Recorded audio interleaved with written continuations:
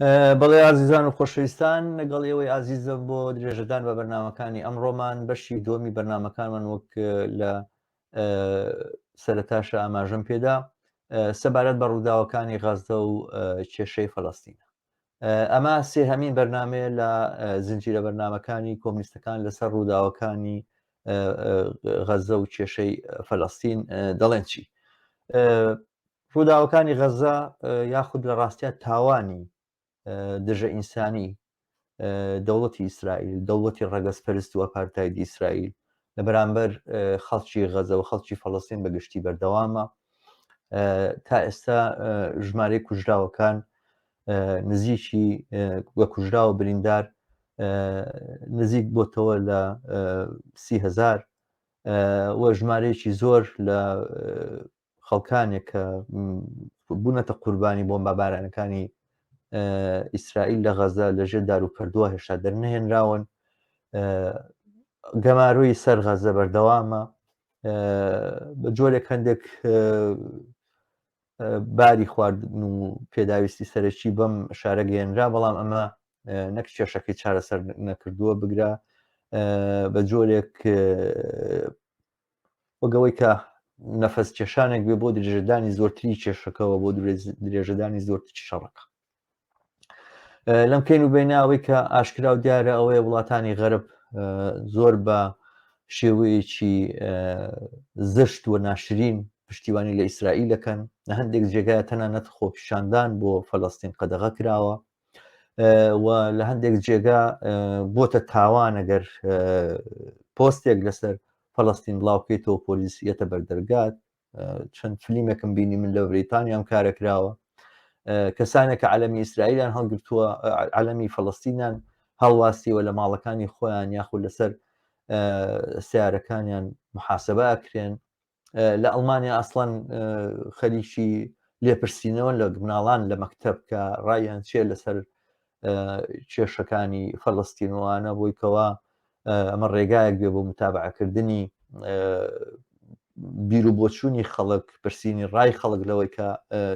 چی ئەڵێن لەمە کە بێتە ڕێگایەک بۆ دۆزینەوەی گوایە خەڵکانێک کە پشتیوانی لە تیرۆریزمەکەن. لەسەر سۆشیال میدیا فەیسبوک و گەلێک لە تۆڕەکانی تر گەلێک لە پێگەکانی تر ئاستەنگی لە بەرامبەر باسەکانی سەر فەڵەستینەوە داکۆچی لە فەڵەستین و لە خەڵکی غەزێ دروست دەکەن. هەندێک جار هەستەکەی کە خەڵکانەکەن کە پۆستی دیاریکراوە یعنانی دیاریکراوە چێتە سەر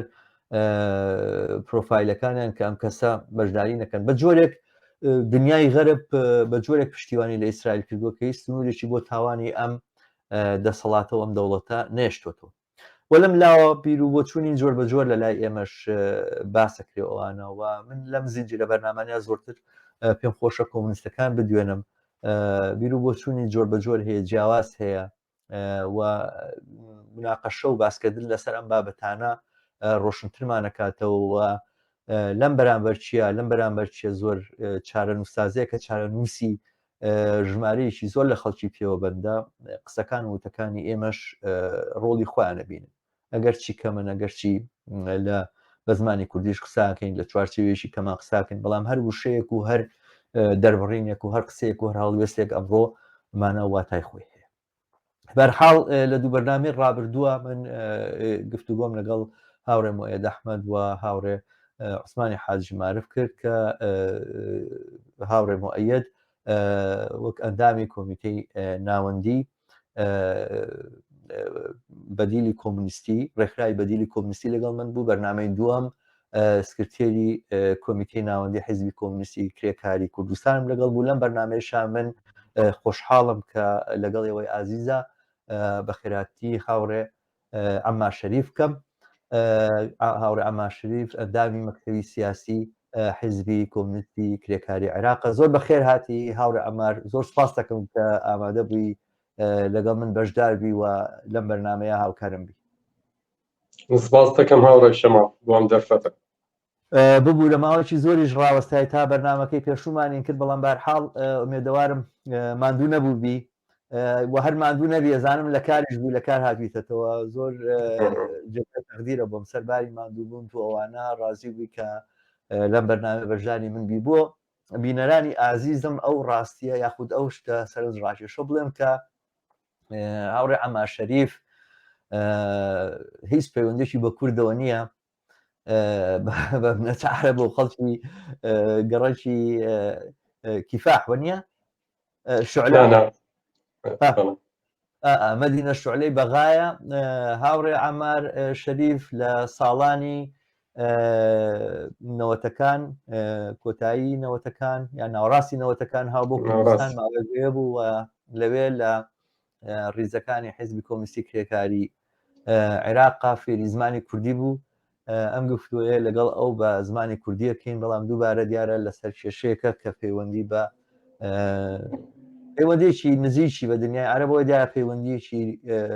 گرنگی بە سەرجەم مرۆڤایەتی و سەرجەم ناوچەکەەوە هەیە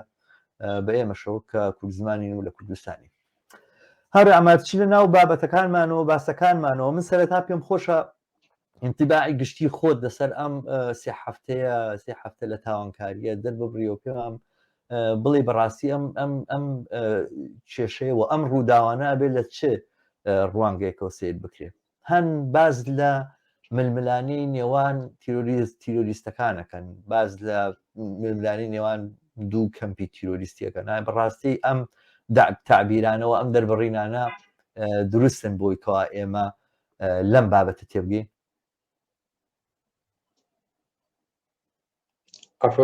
هاوڕێی شەماڵ بەڵێ قسە لەسەر دوو کەمپی تیرۆریستیە کرێ ئەمە ئەتوانێت ڕوانگەیەکی دروست بێ بۆ تاوتێکردنی ئەم کێشەیە بۆ وردبوونەوە لەسەر ئەم کێشەیە توانێت وەسیلەیەکی با ئاوا بڵێم وەسیلەیەکی تیوری یاخود چەمشی تیوری دروست بێ بۆ تێگەیشتن لەم ململانێ و لەم کێشەی کە لە فەڵەستینا هەیە. زۆر قسە لەسەر ئەوە کرێ بەشێکی زۆر لەوەیە کە خاتە چوارچێوەی ئەوەی شەڕی حەماس و ئیسرائیلە. ڕاستیەکەی ئەسڵی مەسەلەکە ئەوە نییە، نە شەڕی فەلەستینیەکان و ئیسرائیل بە دروستبوونی حەماسەوە دەستی پێ کردووە، نە حەماس ئەسڵی کێشەکەیە. ئەو کێشەیە وا لە قەڵەمەدرێ کە حەماس ئەو کێشەیە دروست کردووە لە زۆر ذهنی خەڵکە حەماس دەستی پێ کردو. ئەسڵی مەسەلەکە گەڕێتەوە بۆ 75 ساڵ لەمە پێش کە ئیسرائیل لە ڕێگەی مجموعەی چەکدار و گروپی چەکدار و مسلح لەلایەن بریتانیا دروست بووە، دەوڵەت نەبووە، مجموعەی چەکداری میلیشیای مسلح بە حمایەی داگیرکەری بریتانیای داگیرکرد ئامادە کراوە و پرچەک کراوە و دوای ئەوەی انسحابی کرد تەسلیم بریتانیا انسحابی کرد لە فلەستین ساڵی 1948 تەسلیمی کردووە، دەسەڵاتەکە تەسلیمی کرد بە مجموعەی میلیشیاتی زیۆنست ئەو کاتە ئیسرائیل نەبوو، زیۆنست یعنی صهیۆنی مسلح ئەوانەش کۆنتڕۆڵ کردووە بە پێ پلانێکی پێشووتر دانراوە لەسەر ئەساسی وعدی بەڵێنی بلفۆرە کە لە 1970 دراوە بە حرەکەی صهیۆنی کە وڵاتیەکیان بۆ دروست کرد. تەنانەت ئەو کاتە لە کاتی بلفۆر ئەو شوێنە دیاری نەکراوە، مجموعەی شوێن هینە وەکو اقتراح هین هەبوو، مەسەڵەن یەکێ ئەڵێ ئەرجنتین، یەکێ ئەڵێ لە ئەفریقا، یەکێ ئەڵێ بەڵام بەنیازم بیانمە بۆ ئۆغەندە. بەڵێ بەشێکی ئەوەیە دروست بووە کە ئەوروپا بەڵێم بە ئەسەلاح جوولەکان دەرکەن لە ئەوروپا هینە، چونکە مەسەلەی کەراهیەت و ڕکمون لە جوولەکە لە ئەوروپا ئەساسی و ئەسڵی هەبوو بۆ چەندین قەرن پێش ئەو کێشەیە. ڕاست بەڵێ هاوڕێ بەڵێ جا بۆیە ئەڵێم ئەم ئەساسی ئەم کێشەیە ئەساسەکەی لە دەستپێکردنی داگیرکردنی فەلەستین لەلایەن گروپە زایۆنست لەو کاتەوە لە ناوڕاستی قەرنی پێشوو بە دەرکردنی خەڵکی فەلەستینی لە عەرز و ماڵ و شوێنی خۆی بە ملیۆنەها کەس کراوەتە دەرەوەی وڵات و بۆیان نییە حتا ئیسا بگەڕێنەوە لە ساڵەکانی بڵێ لە ساڵی 1940 دەست پێکراوە و دوای ئەوە وردە هینە میلیۆنەها کەسی فەلەستینی دەرکراوە لە وڵاتێک حتا ئێستا بە هەموو نەوەکانیان بۆیان نییە بگەڕێنەوە بۆ ناو شوێنی خۆیان شوێنی تر لە جیاتی ئەوان مستەوتن هات استێتان سەدەمن هاتن ئەرز و جێگە و شوێن و ناوچە فەلەستینیەکان دەکراوەتەوە بشێک لە وڵاتە تازەکە و دەوڵەتە تازەکە کە دامەزراوە ئەو کاتە بەناو ئیسرائیل وردە ناوچەکان وردە ناوچەوەرەگن وردە ناوچە داگیرەکان وردە حتا ئەمڕۆ ئەو پرۆسەیە لە عرادایە لە زەفەی غەربی تقریبا شوێن نەماوە استێتانی فەلەستین و مستەوتەنیتیانی استێتانی ئیسرائیل و مستەوتەنی ئیسرائیلیتیانی کە پچر بووە ئەڵەفە وەکو یەک پارچەیەک تەنانەت زەمینەیەک بۆ دروستکردنی دەوڵەتی فەلەستینی داهاتوو نییە چونکە پچر کراوە ئەوش بەمەبەست و بە هەدەف و بە پلان غەزە و کەرتی غەزەیەوە هیچ کە لەژێر مەحاسەریا بۆ ماوەی ڕابردوو بەڵام ئەوەی کە پێوترێت کەناری ڕۆژاوە کەناری خۆراوە یاخود زەڵی وەکو بێژەنی لێ هاتووە یعنی کە تۆ بیبینی شوێنی وا هەیە مثلا لە دەیەکە کە تەنیشتی دیەکی ترە گەفتەیە بچی بۆ ئەوانە تقریبا نزیکەی نی سەعات بە سیارا بێ بخولیتەوە لەبەرەوەی دیوانە نەبەینیان دروست کردووە جۆرە هاستەی تەرەیان داناوە و خەڵکێکە کە مەسەلەن مستەوتەنە لەوێەوە نیان مستەوتەن بێوان هەموو چەکدارن بەشی زۆریان تعدا ئەەکەن ینی بڵێن تەجاوزەکەنە سەر ئەو خەڵکی کە لەوێن و عزیێت و ئازاریان نەدەنەوە خەڵکی مەدەنین و وەکو هاوڵاتی بەحساب وڵاتەکەن ئەوانیش بەڵام چەکیان پێ و دەست درێژیەکەنە سەر کەرامەت و ئاسایش و ئەمنێتی ئەو خەڵکی دەوروبەرەوە ئەمە شتێک کە تقریبەن وەکو شتێکی قبولکراوی لێ هاتەوە بە مەرجێک ئەم زەویە بە پێی بڕیارەکانی مەجلیسی ئەمن بە پێی بڕیارەکانی ئەنجومەنی ئاسایشی نەتەوەیە گرتووەکان ئەم بەشە فەڵەستینە لە ساڵی 1940 کە تەقسیم کراوە نەتەنها ئەوە لە ساڵی 1960 کە دووبارە بڕیارنامەی مەجلیسی ئەمن دەرچووە بۆ دانان بڵێن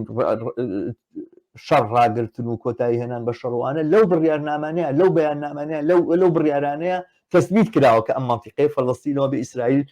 چۆڵیکە ئیسرائیل گوایە بەجێ هێشتووە دایەکەوە بە حکوومەتی فەڵەستین بەڵام ئەچێتەوە بۆ مەسەلەن ئێستا نزیکەی 9 ملیۆن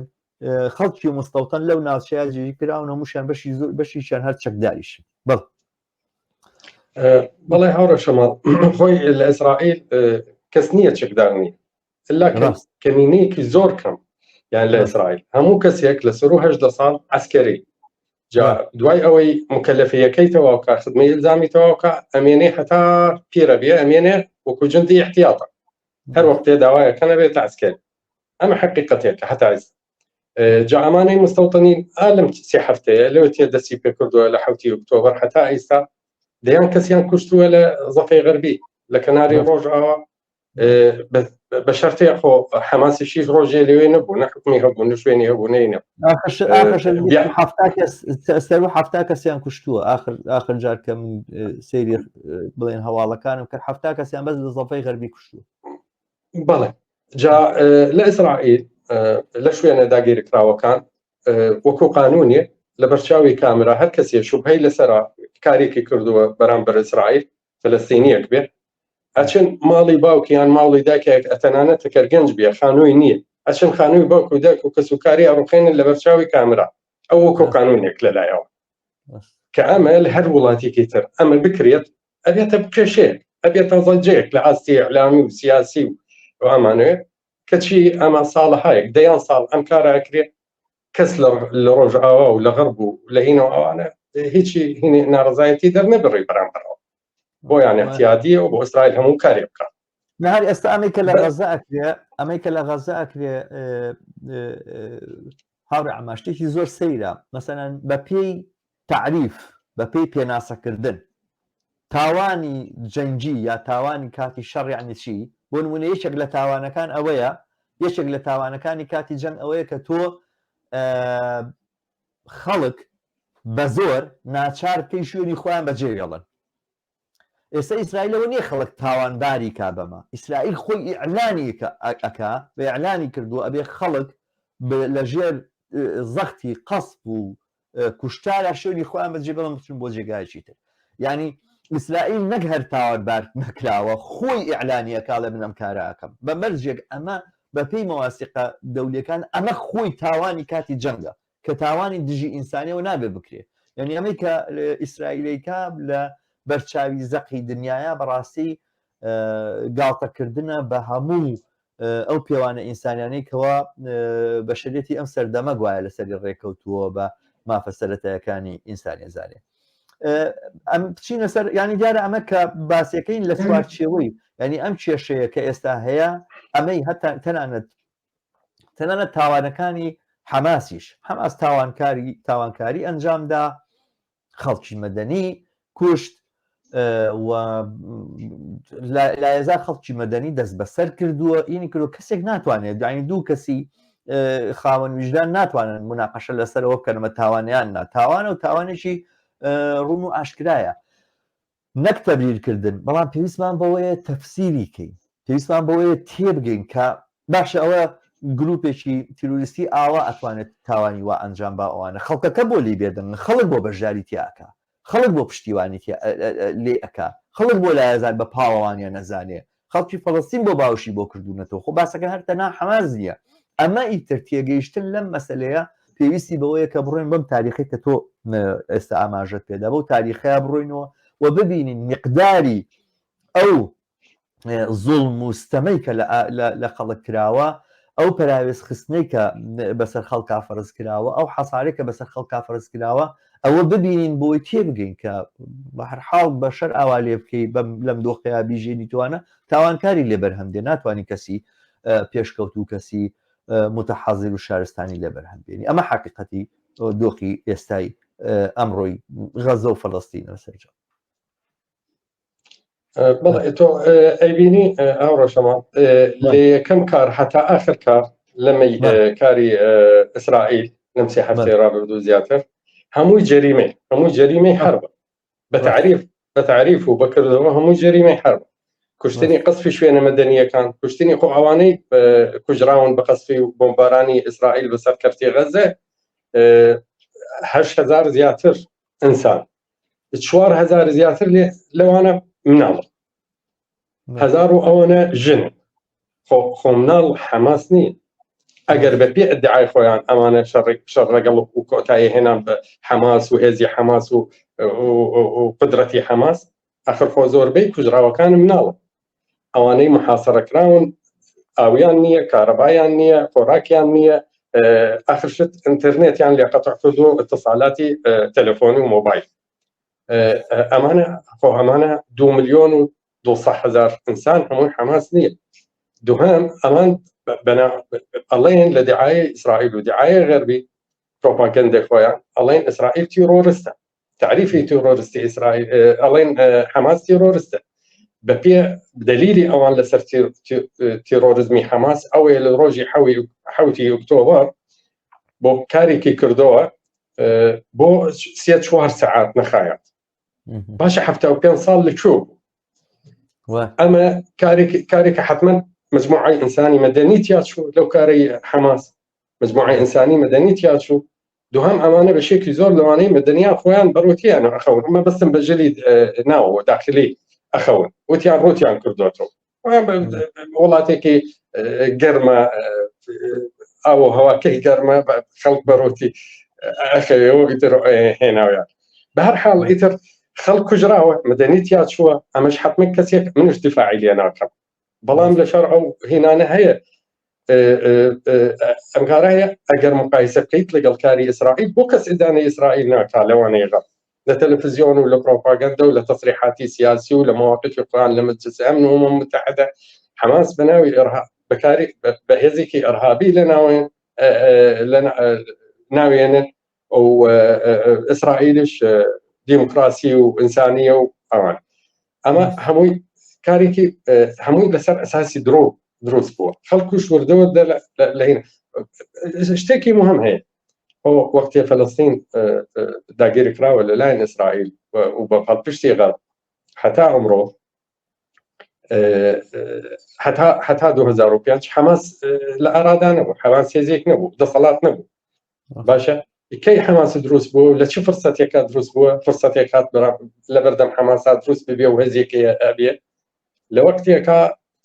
منظمەی تحریری فەلەستینی وڵاتە عەرەبیەکان چۆن قبوڵی ئەویان کردو مفاوضات بکەن بەرعایەتی غەرب و ئەمریکا لەگەڵ ئیسرائیل و اعتراف تا ئەو کاتە کەس اعتراف بە ئیسرائیل نەکردووە بێجگە لە مەسر چۆن لەنەوە تووسیە اعترافیان کرد بە ئیسرائیل بەرامبەر ئەوە معاهدەکە لە بینی خۆیان بەرامبەر ئەوە ئیسرائیل اعتراف بکە بە دامەزراندنی دەوڵەتێکی فەلەستینی لەسەر ئەساسی حدودی 1967 لە زەفەی غەربی و غەزە و شوێنانی ئەو شوێنان دەوت باشە ئیسرائیل هەر اتفاقیەکەی کە اعترافەکەی وەرگرت لە منظمەی تحریر فەلەستین و دەسەڵاتی فەلەستینی کە ئەو دەوڵەتە و اعترافیان پێ کردووە هینەکەی لێدا عەرزی دیوار و هیچ اعترافێکی نییە نە بە دەوڵەتی فەلەستینی و نە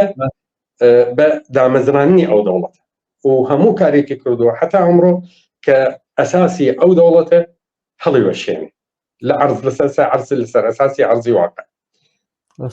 حەماسش لەسەر ئەساسی ئەم واقعیاتەنەوە ئەم ڕووداوە هێزێکی پەیدا کردو کە منظمەی تحریری وەتانی و حرەکەی قومی جنبشی قومی لەناو فەلەستینە و عەرەبی و ئەوانە فەشەلی کردووە بەرامبەر ئیسرائیل لە مفاوەزاتەکە هینی داوە امتیازاتی داوە بە ئیسرائیل و خۆشی هیچی وەرنەگرتووە بۆ فەلەستینیەکان ئەوە دەرفەت بوو بۆ ئەوەی حەماس هێزێ پەیدا بکاوبینەوە بەرامبەرەوە کەوتی نادێ خۆ اعتراف بکەم بە ئیسرائیل یعنی حەماس تازە پەیدا بووە هەموو هینیەکەیان 20 ساڵە کە ئەوە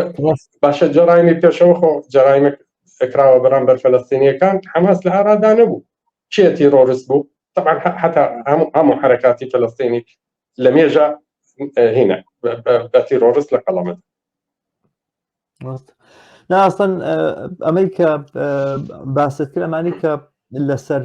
داعمکردن یاخود لەسەر هەتاکو و ڕێگەدانی ئیسرائیل بە گەشەکردنی حەماس ئەمانە فاکتن ینی ئەمە مەسەرەن تەخمینێک نییە بڵێن تەسەورێک و نەتیجەی تەحلیلێک نییە فاکتی مێژوویە کە لە ساڵی فڵان مەسەرەن لە دوایەوە کە 67 میسر غەزەی بەجێهێشت و غەزە لە دوای 67ەوە کەوتە دەستی ئیسرائیلەوە هەرە و کاتە ئەوانە کە لە لایەنگری ئیخوان مسلیمین بوون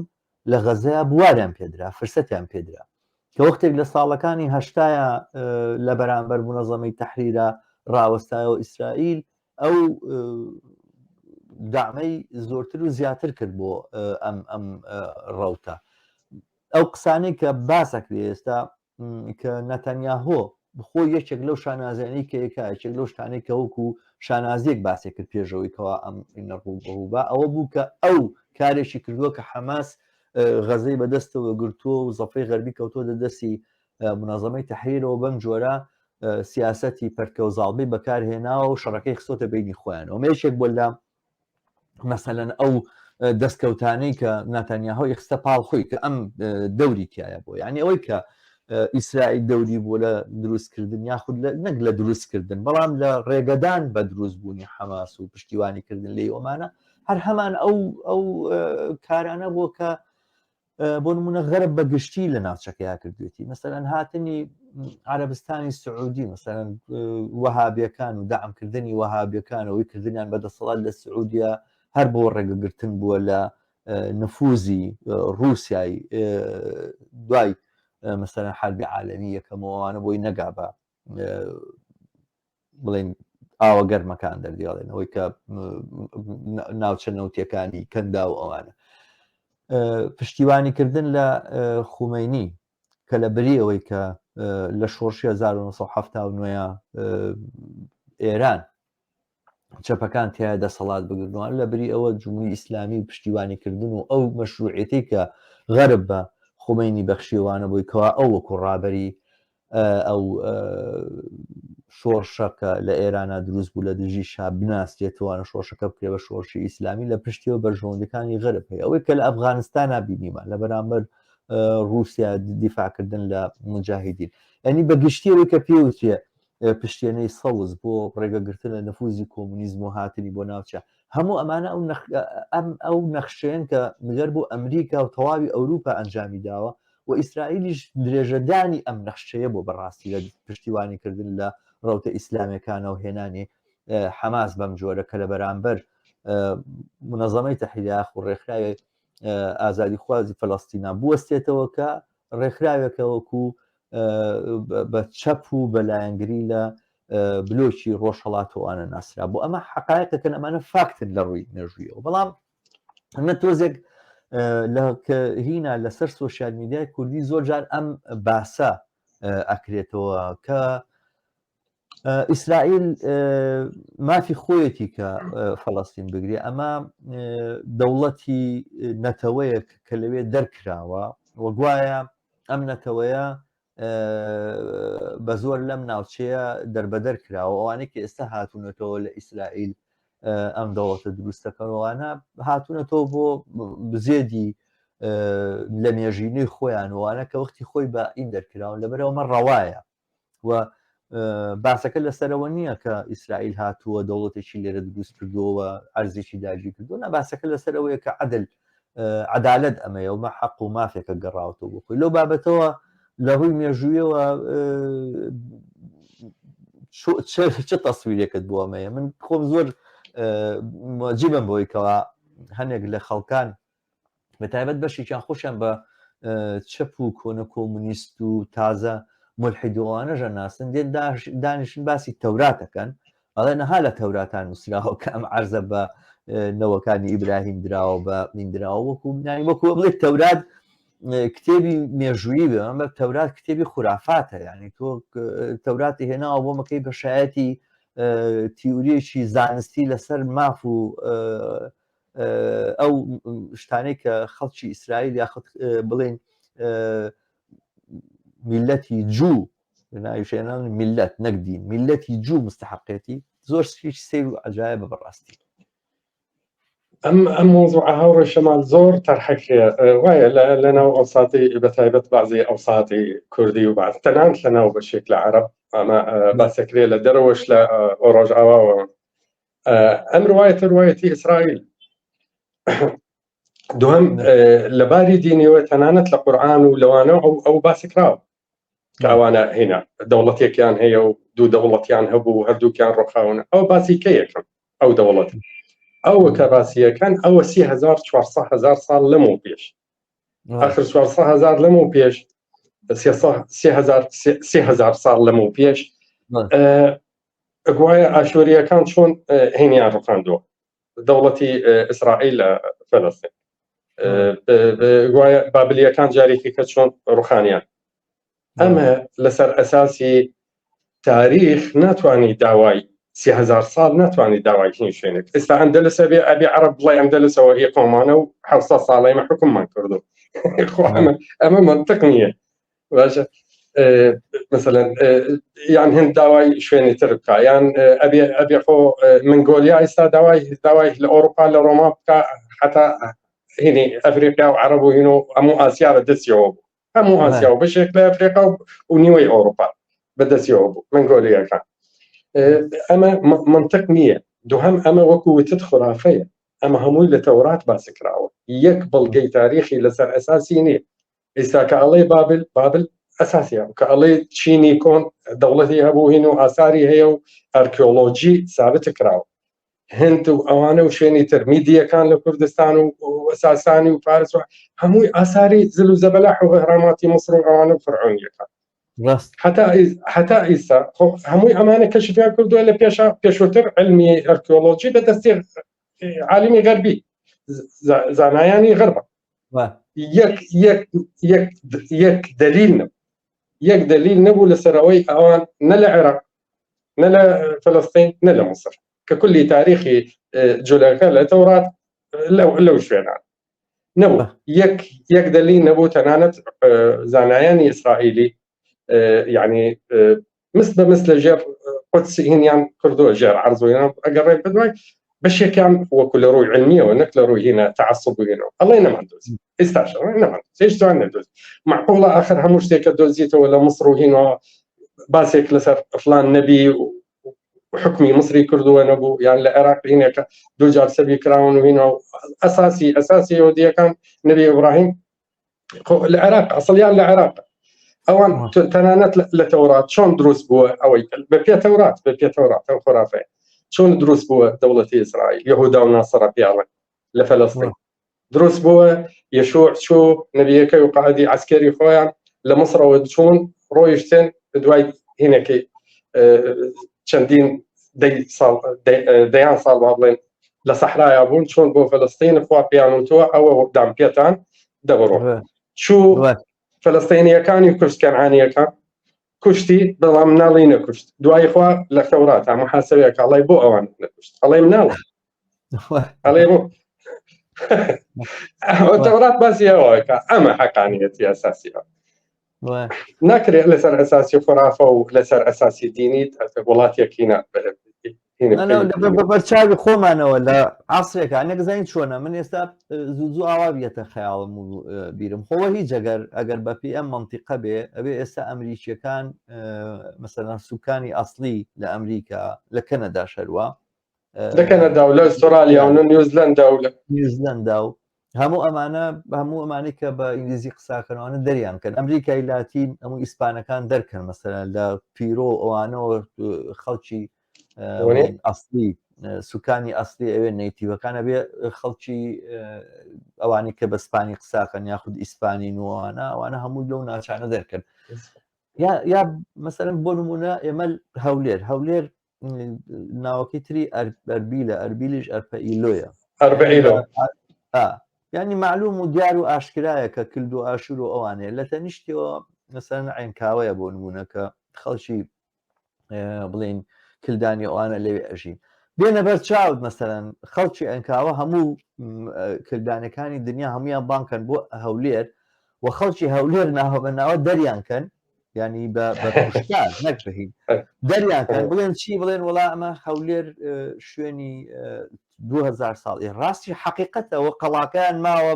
ناوەکەی ماوە ئاسارەکانی ماوە معلومەکەی ئەوانە ئەنی ئەگەر ئەمە قانون بێکە بۆ ئیسرائیل بێ بۆ هەموو میلەتەکانی تریش ڕەواوێ گەر ڕەوابێ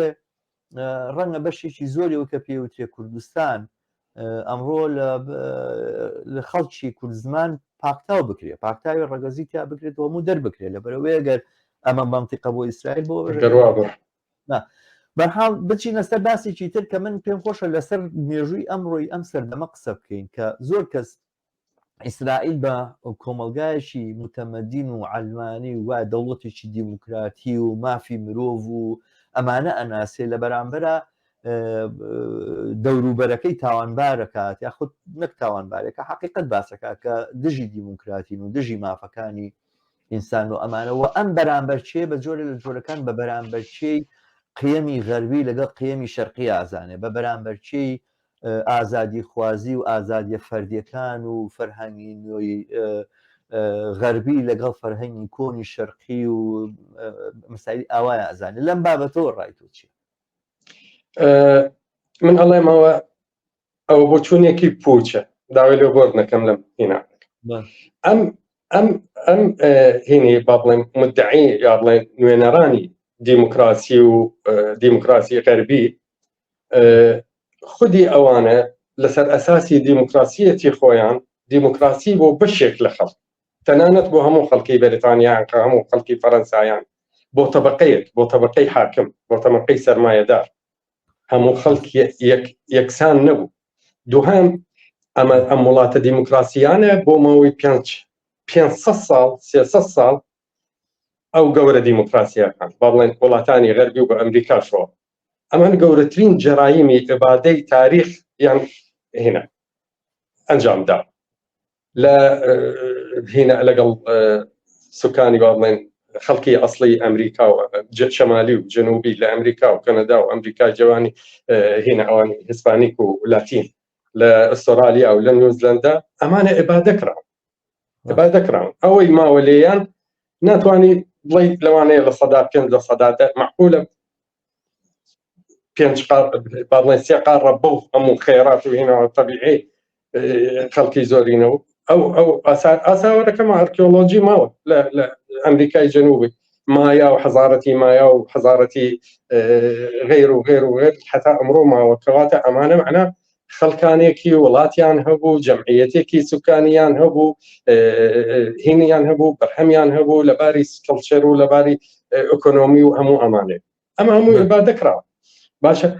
ئەمە ئیبادەکراوە لەلایەن دەوڵەتە دیموکراتیەکان دوای ئەوە خۆ ئستعمار 300 ساڵ سەدان جەڕایم کراوە لە بەرامبەر هندستان و لە بەرامبەر چین و لە بەرامبەر خەڵکی ئاسیا و بەرامبەر خەڵکی ئەمریکای لاتین و بەرامبەر مدڵ ئیست و شەرقی ئەوسەط و بەرامبەر هەموو بەرامبەر ئەفریقیا ئەو استعمارە باشە حتا ئێستا ڕەگی دەستی استعمار لە وڵاتانە ماوە وەکو ئەفریقیا لەباری اقتصادی و لەباری ئەوانە و لە هینەوە نایەڵن بە هیچ شێوێک گەشە بکە و استفادە بکە لە ثروت و سامان و هینی خێراتی خۆیان بکە ڤێتنام شایدە حربی عێراق شایدە ئەنواع هیرۆشیما و ناکازاکی نوێنەری و ڕەمزی دیموکراتیەت و ئەوانەی لە غەربا کە ئەمریکایە تاکە جارێک چەکی ئۆتۆمۆبیل بەکار هێنراوە بەرامبەر بەشەر لەلایەن ئەو وڵاتە لەلایەن ئەمریکا بەکارهێنراوە لە هیرۆشیما و ناکازاکی باشە ئەمە هەموو چوونە ئەفغانستان ئەڵێن ئێمە تالبان کۆتایی بە تالبانێنین و دوای 20 ساڵ لە شەڕ و وێرانکردنی وڵاتێکی ئەسڵەن وێرە ئەوەی ماوە وێرانیان کردووە هاتن هەزیمەیان کردووە یعنی دۆڕاون ئەمریکا دۆڕاوە لە ئەفغانستان خەڵکش بهێنەوە تەنانەت چەک و هەموو شتێکی فریانەکەوت ڕابکە لە عێراقش تقریبا ئاوا بوو لە هینەوە غەت بەشێکی لەوەی غەزە ئەمڕۆ ئەوە یەکەم جار لە دوای 1965 تەممیمی کەناڵی سوێز لەلایەن مصرەوە 56 مصر بریاری داوە لە کاتی جەمال عەبدناسر ئەو سوێسی مصریە و ئەو کەناڵێکی مصریە بەسە ئیتر داگیر کرد هێنا کۆنتڕۆڵی بکە فەرەنسا و بەریتانیا ئەوانە و خێر و خێراتەکەی بۆ ئەوە دوای 200 ساڵ یان 150 ئەمانە یەکسەر هێزیان ناردووە وەکو ئەی ئەمڕۆ لە مدیتۆرین لە بەحری ئەبیض متەوەسط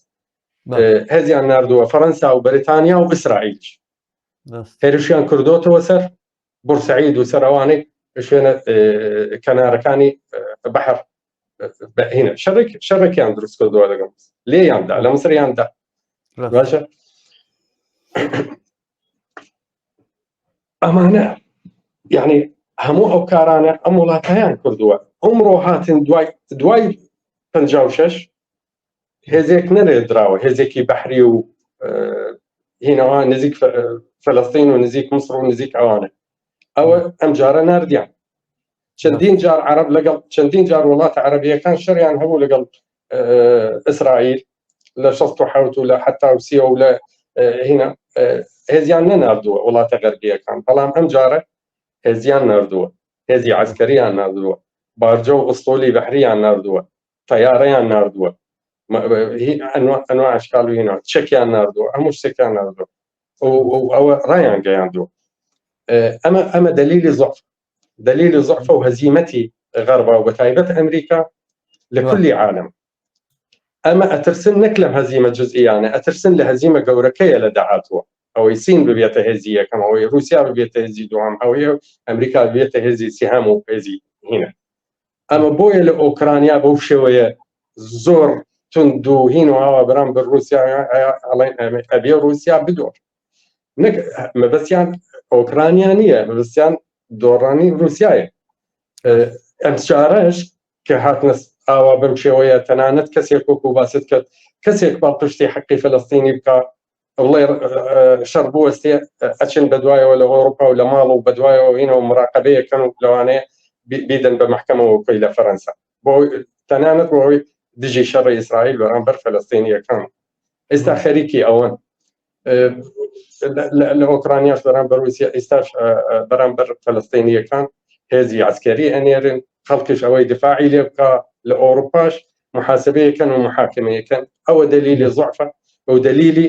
ترس لە هەزیمەتە لە ئاستی دەولیە، نەک لە فەلەستین فقط. حتمما ئەوە وایە من ئاماژە یاخود پرسیارەکەم زۆرتر سەبارەت بەوە بوو کە هەندێک ینی معنایەک بۆ ئیسرائیل دانێن کە گوایە ئەم دەوڵەتێکی دیموکراسیە، ینی ئەمان هەمان تعریفەکرا سەبارەت بە جنوبی ئەفریقیاش بوو ترێت. دە جنوبی ئەفریقیا کە سیستەمەکە لەوێ بوو خۆ بە هەڵبژاردن حکومەتەکەیان دانا، بەڵام لەوێ مەوزوعەکە ئەوە بوو ئەوانەی کە ڕەشپێست بوون لە جنوبی ئەفریقیا مافی دەنگدانیان نەبوو، یاخود بەشێکی دیاریکراوێن مافی دەنگدانیان هەبوو، بەشی زۆریان لە دەنگدان بێبەشەکران. یەکێک لە شیعارە ئەساسیەکانی ئەو وەختە لە جنوبی ئەفریقیاەوە بوو هەر کەسێک دەنگێکی هەبێ، ینی وان مان وان ڤۆت، ئەوەی کە یەکێک لە دروشمەکانیان بوو. ئەوەی لە ئیسرائیلە هەیە، ئیسرائیل سەرزەمینێکی داگیر کردووە، نەم سەرزەمینە نزیکی 5 تا 6 ملیۆن ئینسانی تایە، بەوەی کە لە غەزەیەوە بۆی کەوا لە زەفەی غەربیە. ئەم 5-6 ملیۆن ئینسانە نە ڕێگەیان پێدرێ ببن بە هاوڵاتی ئیسرائیلی لە هەڵبژاردنەکانە بەشداری بکەن، نە ڕێگەیان پێدرێت دام و دەستگای خۆیان هەبێت و وڵاتی خۆیان دروست بکەن. ینی ناوەتە ینی هەتا وەکو داگیرکار تۆی ئەم عەرزە داگیر کردو، ئەم خەڵکەت هێناوە بیان کە بە هاوڵاتی خۆت. مەسەلەن ئەگەر ئەمە وایە حقیقەت ئەم عەرزە بە عەرزی خۆ دەزانی، ئەگەر نەخشەکەت ئەوە نییە تەواوی ئەم خەڵکە کە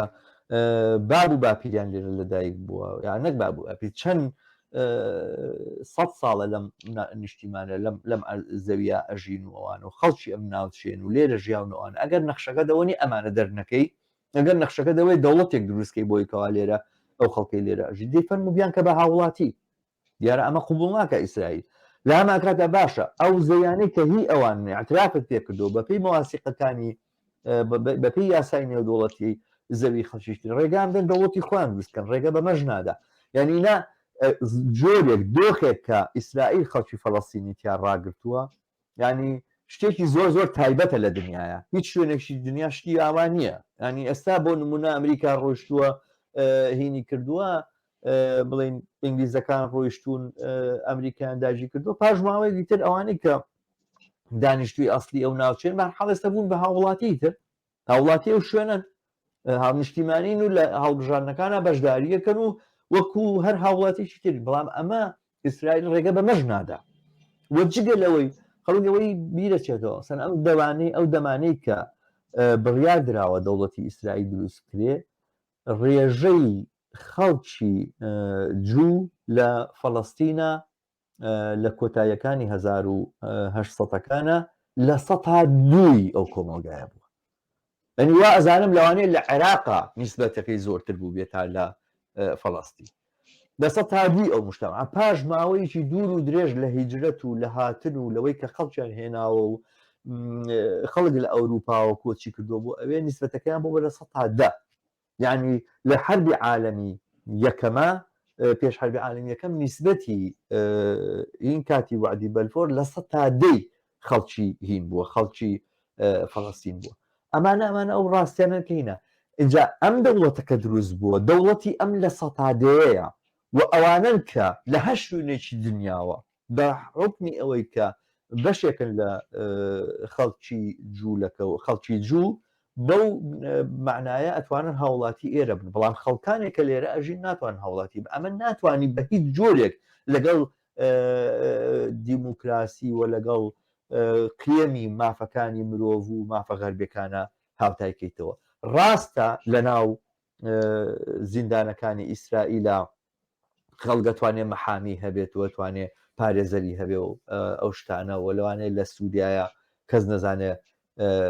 کەس و کارەکەی لەکوێ زیندانی کراون. بەڵام ئەمە ئەو لەو حقیقەتە ناگۆڕێت کە ئیسرائیلی ژۆبوو هەم ئەم دەوڵەتانە دەوڵەتێکی غێر دیموکراتیە. باسێکی تر لەسەر مۆزۆی کێشەی ئیسرائیل ئەم دەورەی ئەم هاتنە مەیدانەی خەڵکی دنیاە. ئەم دەورە ئەم دۆخات چۆن کاریگەری لەسەر دنیای عەرەبە بێ بەگشتی یاخود لەسەر بڵێن ناوچەی عەرەبی ئەم وڵاتە عەرەبیانە ئەوە بە تایبەتیش من سەرنجەکەمان بچێتە سەر عێراق پێت وایە چ کاریگەریەک لەسەر دۆخی عێراق دانێ؟ أنا مهمة أم نقطة حذكم دوشة بلين بيشوا إسرائيل حتى هات إسرائيل راس استربو راس استربو يعني حقوقي فلسطينية كان كم تربوته بشيويكي يعني دستوري وقانوني يعني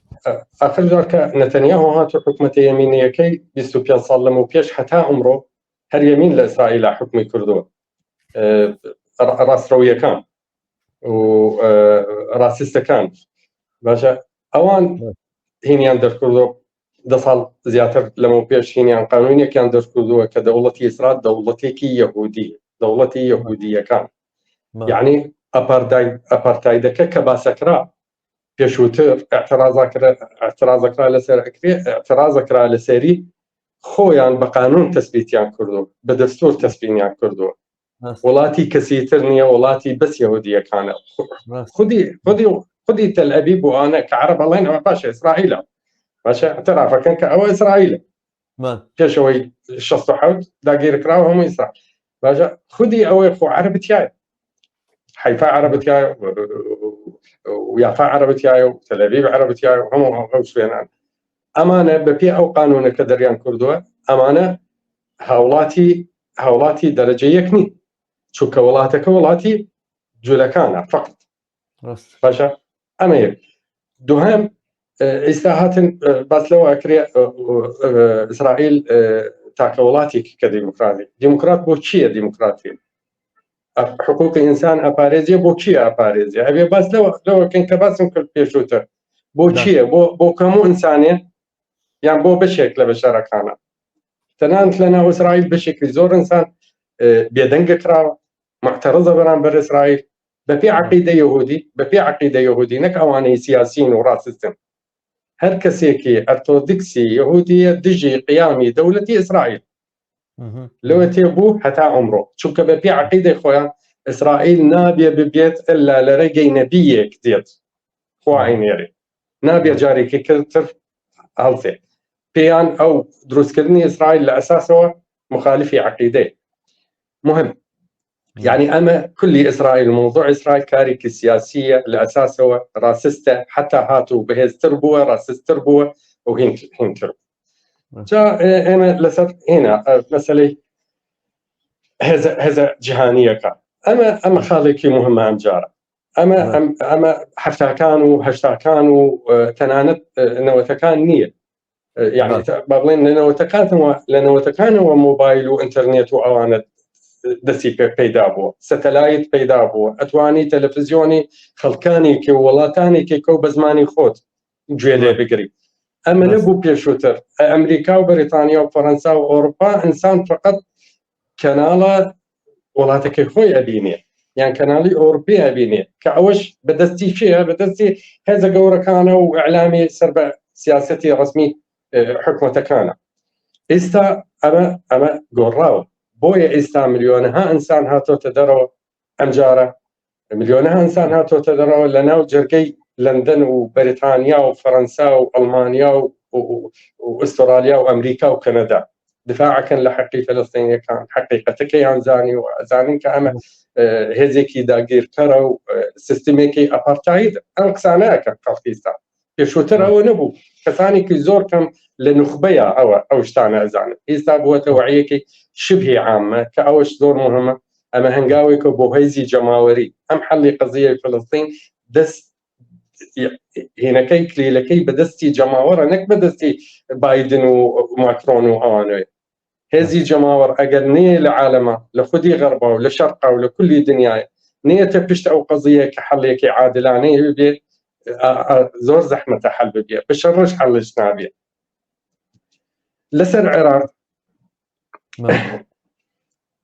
لەسەر عێراق حکومەتی عێراقی تەسریحاتەکەی شتێکە وەکو سودانی سەرۆک وەزیران سودانی تەسریحاتەکەی زۆر لە هینە و ئەوانە و هەڵپشتی لە خەڵکی غەزاکە و زۆر تەنانەت لە سەرۆکە عەرەبیەکان زیاتر هینی تونتر بوو کەچی لە هینی لە اجتماعی جمعیە عامەی ئومم متحدەی ئەخیر شەڕۆژ لەو پێش ئەو دەنگی داوە بەو قەرارەکە کۆتایی قەرارێکی عەرەبی پێش وەکو پێشیار درراوە بە جمعیە عامە کۆتایی هێنا بە شەڕی غەزە و شتە پێداویستیە ئەساسیەکان لە وەکو خۆراک و پێداویستیە پزیشک و تەندروستیەکانەوەی ڕێگا پێ بدرێ بگاتە خەڵکی غەزە و ئەوانەوەینە ئەو هێنا دەنگی داوە بە ئیمتینا یعنی بە ئیمتینا لە هینەوە کە تەناقوزێکی زۆر گەورە ئەوە نیشانی بەڕێی من ئەوە نیشانی ئەوەدا کە ئەمە دەوڵەت نییە لە عێراق هێشتا ئەمانە هێزن حکمی عێراقەکە هەریەکێ وەزارەتی خۆی هەریەکە و منتەقەیە بەدەستەوە هەریەکە و بەشێک لە سەروەت و داهات و موازنە و ئەوانەی عێراق وەزیری خارجیە عایدی پارتیە لەوات سیاست من ئێستا نازانم تاکید نیم لەوە بەڵام ئەزانی کاوە بە فواد حسێن کوردەوە سەر پارتیەوە بەسەرینەوە بەڵام ئیتر ئەوەی دەنگی داوە لەوێ نازانم چییە نوێنەری عێراق لەوێ بەڵام ئەمەش یعنی زەحمەتە لەبێ لە وڵاتێکی تر زەحمەتە لەبێ ڕئیس وەزیران شتێک قساکە و دەنگەکەی عکسەکەیەتی ئەمە وەزعی عێراق وەزعێکی ینی بێدەوڵەتە وەزعێکی محاسسەیە تعددی هینە تەنانەت هێزە فەسائلی مسلح و گروپە چەکدارەکان بۆ خۆیان کارەکەن یعنی ئەوەی هینە حکمی دەوڵەت نییە لە مثلا ئەوان بریارەدەن مثلا لە ئەمڕۆ بەر لەوەی دەست پێ بکەیت دوو ساڕۆخینەوە چووە سەر قاعدەی عین الأسد ئەمریکی لە ئەمبارە پێشووتر چەندین جار ئاوا بوو لە سووریاش ئاوا بوو وەزعەکە یعنی معلوم نییە بەچی کۆتایی بەڵام ئاوا بەردەوام بێ ئەم شەڕە و ئەو مواجهەیە لە ئاستی ناوچەکە وەزعەکە باش نابێت بەرەو خراپیە بێ ئەمەش فرسەتێکە هێزی ئەنواعی هێزی کۆنەپەرست و یانە ئۆپۆزیۆنەوە بخۆی وەزعی هینی ئەوەی ڕۆەدا لە غەزە نابێگومان کە ئەوەی کە بەرچاوە ئەوەیە کە کێشەکە لە ئێستا لە دۆخی ئێستەی غەزە ئەوەیە یعنی دەرنەکەوتنی هێزی چۆن بڵێم ئازادی خوازانی دنیا و ئەوەی کە ئەوان لە کۆتایی هێنان بەم شەڕەیە ڕۆڵێک نەبینن کێشەیەکی زۆر گەورەیە ینی تۆ احتیمالێکە لە بەردەما دوو هەردوو لایەنەکەی لایەنی شێوەیە کە ئیسرائیل بیباتەوە کە ئیسرائیل بیباتەوە یعنی چی ینی ئێستا هەتا منەوانشی کە دیفاع لە ئەمنیەتی ئیسرائیل دەکەنوانە تعجب بکەم کە مەسەلەن بەبرنەوەی ئیسرائیل دنیان خۆش بێ ینی ئەنیشتان قسەیەکی هەیە ئەڵێگەر ینی بێهینی ینی چی بێ بڵێن بێعەقلی یاخود گەوجی ینی ئەوەی کە تۆ هەمان کار بکەیت و بەڵام چاوەڕوانی نەتایجی جیاوازکەی ئیسرائیل 75 ساڵە خەڵک دەربەدەرەکە 75 ساڵە شەڕەکە 75 ساڵە خەڵک کوشتارەکە فەڵەستینی کوشتارەکە عەرەب کوشتارەکە بەڵام سەرنجامەکەی بۆ بچی بۆ بۆیکەوە ڕۆژ بە ڕۆژ ئەمنیەت و ئاسایشی ئەم دەوڵەتە زۆرتر کەوتۆتە ژێر پرسیارەوە ئاخەکەی ئەم نەتیجەیە بوو کە ئێمە لە غەزەیە بینیمان ئێستا درێژکراوەی ئەمە بۆچی ئەتوانێت چارەسەری ئەو کێشەیە بکا کە ئەساسەن خۆی لە نەتیجەی ئەم یاخود لە درێژەی ئەم توندوتیژی هاتوتە پێشەوە یعنی ئەمە لایەنێکیتر لەبەرەوە سەرکەوتنی ئیسرائیل دووبارە قوڵکردنەوەی بیرەکە و قوڕەکەیە بۆ خەڵک لە ناوچەکەیە لەلایەکی ترەوە سەرکەوتنی حەماسیش لە بەرامبەرە بە معنای سەرکەوتنی ئیسلامی سیاسی ئەوە ئەمە ڕەشەیەکی گەورەیە بۆ سەر کولی ناوچەکە بۆ سەرجەم ناوچەکە تەنها ئالتەرناتیڤێک ئەتوانێت لەم بینەیە و لەم شوێنەیە ڕۆڵێک ببینێ ئەوە نییە کە ئەم شەڕە ڕابگرن با کەس نەیباتەوە با هەڵام شەڕە ڕابگیرە لایە گەیباتەوە یعنی وانە حەماس بمێنێتەوە لە غەزەیە و احتیفاز بەمانەوەی خۆی بکات لە غەزەیە و حەزف نەکرێت لە معادلاتانەیە براوەتەوە و چونکە مثلەن استراتیجی شەڕ ئەوەیە هینە سیاسەکەت طموح سیاسەکەت چی ئەوە تهدیدێکە کە تۆ ئایا شەڕە بردۆتەوە یان نا مثلەن عێراق لە بەرامبەر ئێرانە شەڕی کرد ینی ملیۆنە کەسی لێکوژراوانە وڵاتەکەی وێران کرد اقتصادەکەی این بوو بەڵام حکوومەتی بە ئەستوانی ئیدعایە کاکە بردوێتەوە لە بۆ لە بەرەوەی هەدەفی ئیسرائیل ڕووخاندنی ڕژێم بوو سەرنجام ڕژێم مایەوە و ئێران نەیتوانێت و کارە بکە بەمە خۆمینی خۆی بەدەمی خۆی وتی جامە زەهرەکە خۆمەوە ینی ئاشتی بۆ نەوانجانی زەهر بوو هەمان شتیشە لە ئیسرائیل ینی یاوەتا حەماس دەیباتەوە لەم بینەیە ئەگەر ئەم ئینە ئاوا درێژە بێ یاوەتا سەرنجام ئیسرائیل دەتوانێت حەماس لە بین بەرێ کۆتایی پێبێنێ یاخود ئەم خەڵکی غەزە هەمووی ئاوارە کاتوانە لەم حاڵتەشە بەمانایەک ئیسرائیل بردوێتەوە هەردوو لەم هەڵبژاردانە هەڵبژاردیی زۆر زۆر خەتەرناکە بۆ تەواوی ناوچەکە تەنها ڕێگایەکەوەیە کە خەڵکین بێ من لێرە ئاچمە سەر پرسیارێکیش کە هاتووە هاوڕێتار ئێستا نووسیوێتی بەڕایەوە چار چییە بەڵام بەر لەوە دیارە هەندێک کۆمنتی نووسیوە پێم خۆشە کۆمنتەکانی عرضکەم لێرەیە یەکێک لەوانە ئەڵێ ئاوڕێ ئەمار تێڕوانین و جیهانبینیشی ئایدۆلۆژی دینی زاڵ لە ناو بزوتنەوەی ڕزگاری خوازی خەڵکی فەڵەستیندا بەدی دەکرێت کە حەماسیش دواتر ئەم تێڕوانینە دینیە فاشیسێ لە 2010ەوە هەنگاو بە هەنگاو بەرجەستە کردوێتەوە ئاخۆ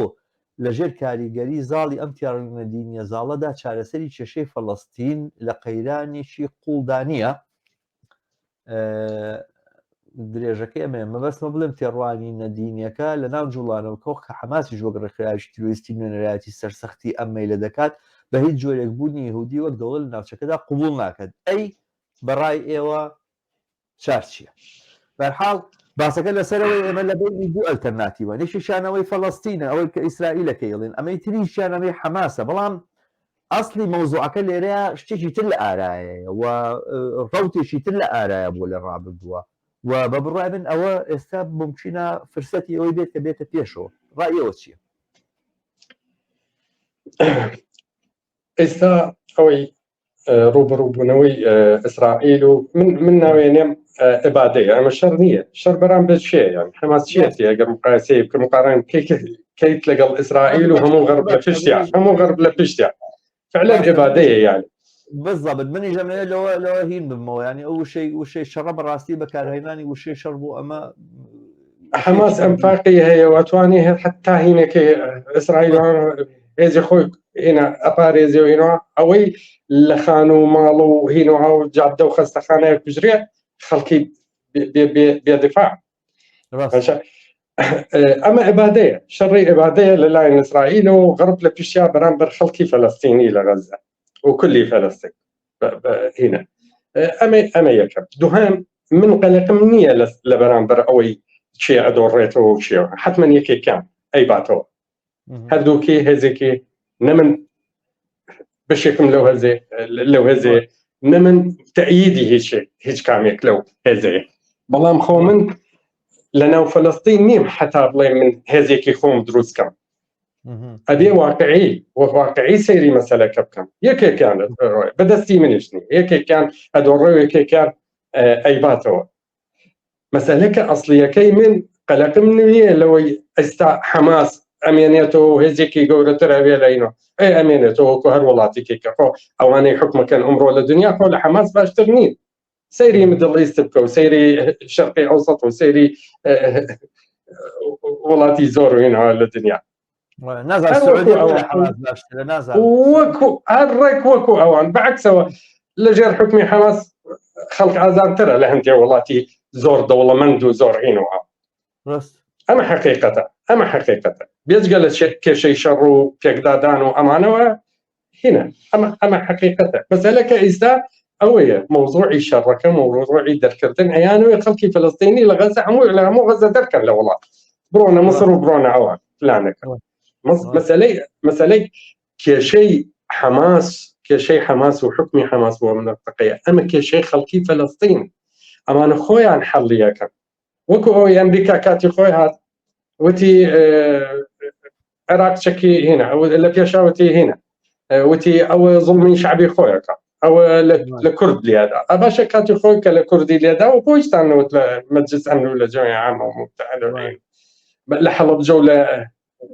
هێنا کیمیاباران و هەمان هیچیان قسەیان لە کوردووە دوای 15 ساڵ هاتن باس لەوەکەن 15 ساڵ و 20 ساڵ باس لەواکەن ئەوە لە خەڵکی خۆی داوە ئەوە لە خەڵکی خۆی زۆم کردەوە خەڵکی خۆی کشتەوە سەدام حوسێنە لێ بڕۆکێنیت کە ئەمە زانیان ئەمە بیانوویەکی کوچەوتیان چکی هینێکی ئەوە دوایی دەکەوتەوە کە ئەو چکەنم هاتن گەڕان بدوای ئەزانن نەبوون هەر نەگەڕان بدوای ئەزانن چکێکی ئاوای نەبوو باشە کێشەی خەڵکی عێراق لەگەڵ سەدام حوسێن کێشەی خۆیان نەکەوەی ئەمریکا بێت سەدام بڕوخێنێ ئەواشە سەدام ڕوخاندی چی هێنا بۆ ئێمە چه حکمێکی هێنا حکومە دیموکراسیەکەی ئەمریکا هێنا بۆ ئێمە کام مجموعەی عەساباتە و ئیشیان فەرهود و تاڵانی و تهدیدی ئەمنیەتی خەڵک هەموو ڕۆژ باشە لە کاتی سەدام یەک هێز تهدیدی خەڵکەکە ئێستا هەموو کەسێک لە لەوانەیە حکمی عێراقەکەن تهدیدی خەڵکەکە بە تیرۆر و بە ڕاونان و بە زندان و بە ئەنواعشکە مسألة فلسطين وغزة شيء حكمية كاشيء حكمينا غزة حماس بقوة بيه وهز بقريه برأي من أمام منطقينية وكسيكي دروي فلسطين مطرح بقريه إسلام مسألة عملية إبادة أكريه لوي أبي أما بوستي دوهم أجر أمن وستي بس أنك بس تنعنس وستاني وجيشتن بشارة شارة سريع حليك بو قضية فلسطين لأساسا قيامي دولتي فلسطيني وكو دراوسية بكو إيش بجير شو كان شرط دروس سبي لدى هاتوا دروس سبي دوريان ذكر دروس سبي باشا مسألة كهوية قضية خلقي فلسطين شيء حكمية كامش هني أتوانا مكسبكم بلام أمك شيء خلقي فلسطين أتوانا حليكا نكدب بابات وبومباراني نتنياهو حليكا هذا برأي من كوتاي هنا بوشر مسألة أصلية هذه جماهيري الدنيا وناوشك أبي برداري بقوة كدسي بكردو أو هذه هو دارم بقوة أبي أبشر كوتاي أبي بداوستي بزشكو تندرستي كان خوراك وها رجيب بتري بروات خلقي محرومي غزة وأبي غربش ملتار ذكرني ناوشكا بكشيتو راست ببرای من ئەم وەڵامێکی دروست بوو ئەوڕێ ئەمار من تێڕوانەکەم ئاوایە سەرنجام ئەم شەڕا بێ کۆتایی پێبێ بەڵام ئایا ئەم شەڕە بەچێ ئەنجامی کۆتایی پێدێ ئەگەر بە ئەنجامی دەربەدەرکردنی خەڵکی غەزە بێ جا لە لاویشیانە حەماسیش کۆتایی پێبێت و ئەوانە کۆتایی پێهاتنەکەی حەماس شتێکی پۆزتیفە بەڵام دەربەدەرکردنی خەڵکەکە هەڵکردنی دەیان چاڵی گەورەیە لە ناو وجدانی ئەم خەڵکەیە زەمینە سازیە بۆ لە حەماس توندوتیشتر و لە حەماس تیرۆریستتر و لە حەماس زومبیتر بەڕاستی لە ئاینگەیە ئەمە هینەکە هیچ شتێکی تر بەرەنجامی نابێت جا ئەمجارەگەر لە ناو فەڵەستینیشانەوێت لە وڵاتەکانی دەوروبەر فرسەتی ئەوە دروستەکە دنیایەک هەورە شەماڵ ئەم کێشەیە حەڵ نەبێ حەماس و تونتر لە حەماس دروستەوێ ئەم کێشەی فەلەستین حەڵ نەبێ حەماس و تونتر نەک بەس لە فەلەستین لە کولی مدڵ ئیست و لە کولی منطقە پێشووتر هێز قەومیەکان زڵمێکی گەورەیان کرد لە خەڵکی ئەم منطقەیە لەژێر شعاری تحریرکردنی و ڕزگارکردنی فەلەستین دوای ئەوە هێز ئیسلامیەکان هاتن و تونترش لەوانە دێت دواتر ئەگەر ئەم کێشەیە حەلێکی بۆ نەبیە ئەم کێشەیە زوو حتا زوو باشتر خەڵکی ئەم ناوچەیە نەجاتی نابیە لە هێزە کۆنەپەرستەکان و لە زوڵم و ستەم و هینوە ئەری حەق و حقوقی وەرەگرێت ئەمە ڕێی ڕاستی واقعیەتەکان ئەزانی چۆنە باسەکە لەسەر ئەوەیە کە سەرکەوتنی ئیسرائیل ینی وڵاتێک و دنیاە کە ئیسرائیل بتوانێت ئاوا بە ڕوون و ئاشکرایی بەبەر چاوی دنیاوە تاوان ئەنجام بات بگەڕێ بزانێت تعریفی تاوانی جەنگی چییە بڕوا بە شوێن تعریفەکانیان بگەڕێت جێبەجێکا لەسەر ئەرزی واقع و لەم ڕوبەڕووەستانەوەیە سەربڵند بێتە دەرەوە بڵێ سەرکەوتوم و ئەوانە دنیایشی ئاوا جێگەی بەشەریەتی ئازادی خواستایە زۆر زۆرتر نەبێ تەنها ڕێگایەک تەنها چارەسەرێک ئەوەیە کە جوڵانەوەیەکی ئازادی خوازانە کە لە دنیای هاتۆتە کایەوە هاتۆتە مەیدان لە شکست پێدانی ئیسرائیلە هاوبەش بێ تەنها ئیسلامی سیاسی نەبێت کە لەم ڕوبەڕووبوونەوەی ئیسرائیلە سەرکەوتوو دێتە دەرەوە یعنی بکرێ بەشەریەتی متەمەدنی دنیا بەشەریەتی ئازادی خوازی دنیا بڵێ ئێمە ڕژاین لەسەر جادەکان مەلایینمان لەسەر جادەکان بووین ڕێگەمان گرت کە ئەمریکا و پشتیوانی کە ئیکا لە ئیسرائیل بیباتە پێشەوە ڕێگەمان گرتکەوە هین بێ سەرنجام گوشارمان دروست کرد ئەڵمانیامان پەشیمان کردەوە فەڕەنسامان پەشیمان کردەوە بەریتانیامان متەڕەدید کرد کە پشتیوانی بکە و سەرنجام کارێکمان کرد کە ئیسرائیل لەم ڕوبەڕووبوەستانەوەیە بدۆڕێ ئەمە تەنها چارەسەرێک و ڕێگایەکە کە تۆ ئەتوانی ئومێدێکی تیا بەدی بکەیت لەبەرەوە من بەبێ تەڕەدود بەبێ ئەوەی کەوا ئێستا پرسیارەکە بۆ من ئەوە بێت چ تەرەفێک هەڵەبژێرم چ تەرەفێک هەڵابژێرم بەبێ تەڕەدود بە بڕای من هەر ئازادی خوازێک ئەوێ ئازادی خواز بێت لە دنیا بێت لە کەنار خەڵکی فەڵەستین بوەستێت شەڕی حەماس شەڕی گروپێکی تیرۆریستیە لەگەڵ ئیسرائیلە شەڕی حەماس بەڵام بەرەنگاربوونەوەی خەڵکی فەڵەستین لە بەرامبەر ئیسرائیلە بەرەنگاریشی ڕەوایە و بەو ئەندازەی حەماس کاری تیرۆریستی ناکەوە مەدەنی ناکوژێ و پەلاماری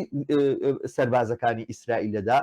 ئەگەر تەئیدیشی ناکەم بەڵام محکومی ناکەم لە دژی ناوەستم ئەمە بەشێکە لەو مقاومەتێکە خەڵکێکە ناتوانێت جیایکەیتەوە و کەسێکە دانیشێ بە مقاومەتی ئێوە بە پاک و تەمیزی و بە شروط و بە شەرتی چەقۆمانە مقاومەتی ئاوا دەست ناکەوێت مقاومەت ئاوایە ئەم تەیاراتە نشی تایە ئەگەر تەئیدی ناکەی لە پشتی ناوەسی دیفاعی لە ناکەی وڵام ناتوانانی ئیدانێکی ناتوانانی ینی کوشتنی یاخود پەلاماردانی سوپای ئیسرائیل لەلایەن حەماسەوە بۆ ئیدانە بکرێ من تێ ناکەم بۆ بێ خەڵک ئیدانە ئێمە بکە من لەمە حاڵینی بەڕاستی بەنسبەت خەڵکی غەزە و خەڵکی فەلەستین بەتایبەت خەڵکی غەزە حەماس ئەمڕۆ هینا هێزێک بە شێوەیەک بەرامبەر ئیسرائیل وەستاوە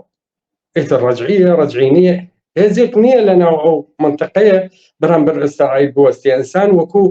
بەدوای مەصالحی واقعی خۆی ئەگەڕێ مەجبورە ئیتر لەگەڵ حەماسا بێ یان لەگەڵ حەماسا خۆشیەوێ یان خۆشی ناوێ ئیتر لەم کاتەیە ناچێ اعتراض بەرامبەر حەماسایەک بەرامبەر کاری ئەبادەیە و کاری ئیتر لەوانەیە حەماسی خۆشینە بەڵام ئەزانیە ئەمە هێزێک بەرامبەر هێزێکی گەورەتر بەرامبەر هێزێکی درەندەتر بەرامبەر دوژمن و لە واقع وەستاوە بەڵێ قسەی هاورێ تایر عیسا دووبارەڵێ ئاخر دوو لایانی فاشیست لە هەردوو لادا بەهرەبەرداری سەرمایە گوزاری لە مۆزع دەکەن واقعیەکەش دیارە کە کارەساتێکی گەورە نەکتەنە لە غەزە و ئیسرائیل بەڵکو لە کولی ناوچەکە لە ئارادایە بەرحاڵ قسە لەسەرەوەی کە دوو لایانی فاشیستنەوە دروستە بەڵام ئەم دوو لایانی فاشیستە بنملانەی ئەم دوو لایەنە نییەوە لە سەرەتای بەرنامەکەمەوە ئێمە ئاماژەمان بەوەدا ئەم میتۆدە بۆ تێگەیشتن لەم دۆخە و بۆ تێگەیشتن لەم واقعەتێکە لە ئێستا لە ئیسرائیلا هەیە ئەم میتۆدە میتۆدێکی سەقەت و نادروستە و داخەوە بەشێکی بەرچاو لە کۆمونیستەکان بەم میتۆدە قساکەن لەسەر ئەم دۆخە کە بە بڕای من تێڕوانینێکی تەواو نادروستە تەپڵ لێدارە لە کەنار ئیعلامی ئیسرائیلی ئیعلامی غەربی ئیعلامی ئەمریکی و ئەوانە و داکۆشیکردنە لەو تاوانانەی کە ئیسرائیل بەرامبەر بە خەڵکی غەزەیکە بەبێت هاوڕێ شەماڵ وەکتی ئێمە داوای دفاعمان کرد لە جیابوونەوەی کوردستان لە عێراق کۆمونیستەکان هەمومان تقریبا یەک نەزەرمان هەبوو باشە دفاعمان کرد نەمانوت ئەوێ فلان کەس بڕوا و فلان هێزێ بڕوا و فلان حزب دەرچێ یەکەمجا اینجا ئەو داوایە بکەین ئەبێ ئێمە حکوم بکەین کۆمونیستەکان اینجا ئەمدا وتمان دەست بەجێ ئەوێ ببێ دەست بەجێ حتا زوو ئەبێ کوردستان جا بێتەوە خۆ ئەمە حتا کۆمونیستەکان بێن لە غەزە حکم بکەن ئەو کاتە اینجا تەییدی مقاومە و هینەوە یان حەڵی کێشەی فەلەستین لە هینە بەشەر نامێنێ تا ئەو کات عملی عبادەی ئیسرائیل بکە ئەمە نەمەنتقیە نەهینە زۆر ذهنیە تەسەوەرێکی بەڕای من دروست نییە ئەمە قەزیە مەسەلەی حەماس و حەماکیە حکومەکە حەماس هنا منظمەی تحریر فەلەستینی هێزێکی ڕەجعیە هێزێکی تەقەدومیە ئەمە مەسەلەی خەڵکی فەلەستین ئێستا مەسەلەکە مەسەلەی داگیرکردن بە جەریمەی عبادە بێ کۆتایی بێت دقیقاً وایە نا بەشداریکردن وە لە کەناروەستانی کۆتایی هاتنی ئەم شەڕە ئەگەر چی لە ڕواڵەتا ممکنە با دیار بێت کە حەماسی تیا سەرکەوتووە بە بێوەیەکەوە سزای خۆی وەرگری یاخود بنەبڕ بکرێوانە لە غەزەیە ئەم شەڕە کۆتایی هاتووە بەڵام لە هەمان کاتا کۆتایی هاتنی دەست بەجێ ئەم شەڕە تەنها دەواازەیەکە کە ئینسان ئەتوانێت لە ئایندی دڵنیاتر بێ و بە بڕای من ئەمە تەنها ڕێگا چارەیەکە کە ئەتوانێت لەم ڕۆیە لە خزمەتی بەشەریەتی ئازادی خواز و یەکسانی خوازی دنیاە بێت. تقریبان سعاتێک و چارەشێکە قسە و باسەکەین هاوڕێ عەمار دەست خۆش بێ زۆر سپاس دەکەم کە داوەتی منت قبول کرد ئومیدوارم بەرنامەی ترا و لە بابەتی تر و باسی ترا پێک بگەینەوە ئەگەر دواوتت هەیە بێڵێ بە کۆتایی بە بەرنامەکەمان بینە فەرموو. دەست خۆش بێ هاوڕێ شەماڵ بەڕاستی دەرفەتێکی زۆر باش بوو مەسالانێکی زۆر من استفادەم لێ کردووە گوێم لە ڕێی تۆ و هاوڕێ تایر هەروەها و ئیتر هێوادارم بەسۆدی. بەڵێ ئەوەش بڵێم هاوڕێ عوسمان ئەحمەدیش بەڕای ئێوە ئایا چارەسەری کێشەی فەڵەستین بە قازانجی بزودنەوەی حەماسە بە بڕای ئەمە جوابی ئەو پرسیارەماندایەوە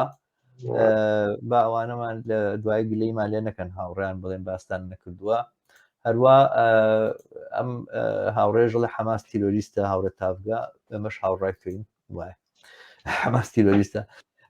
زۆر باشە ئەو ئەمە دەستەکان خۆش بێ زۆر زۆر سپاس دەکەم جارێکی تر مدەوارم لە بەرنامەی ترا پێ بگەینەوە کاتێک خۆش دەستی تۆ خۆش پێ سپاس هەموو کاتێ باش.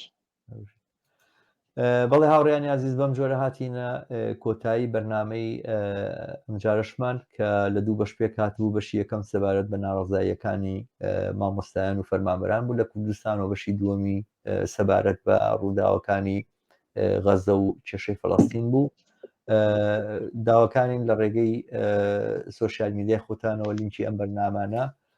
پەخش بکەن و بڵاوی بکەنەوە و هەروە ئەگەر تا ئێستا نەتان کردووە سەبسکرایبی کەناڵی هیوا بکەن لە سەر یوتیوب کۆمەکمان بکەن بۆ فراوانبوونەوەی زیاتر بۆ زیادبوونی بینەران تا دیدارێکی تر و بەرنامەی تر ئێوەی ئازیز بە شادی و کامەرانی ئەسپێر هەر بژێ.